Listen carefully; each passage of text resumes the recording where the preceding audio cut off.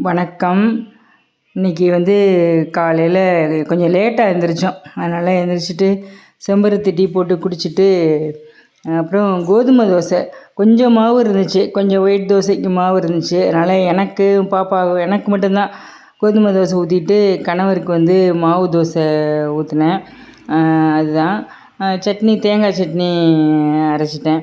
அதுக்கப்புறம் சமையல் அதோட ஆம்லெட் போட்டேன், எக் ஆம்லெட்டு. என் பொண்ணு இன்றைக்கி லேட்டாக எழுந்திரிச்சா, டைரெக்டாக சாப்பிட்டா. அதனால் எக் ஆம்லெட்டை தொட்டு சாப்பிட்டா. நல்லா கேப்சிகம் போட்டு இந்த டைம் போட்டிருந்தேன், ரொம்ப சூப்பராக வந்துச்சு.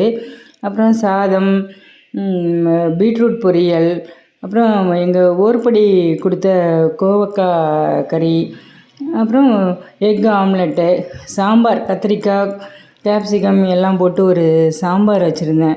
நல்ல கேப்சிகம் போட்டதுனாலே நல்ல சூப்பராக இருந்துச்சு. எங்கள் மாமியார் வந்தப்போ ஊறுகாய் போட்டாங்க, நார்த்தங்காய் ஊறுகாய். எங்கள் ஓர்படி வீட்டில் மரம் இருக்குது, அங்கே காய்ச்சி பறித்து ஊறுகாய் போட்டாங்க. அதனால் அந்த ஊறுகாய், தயிர்,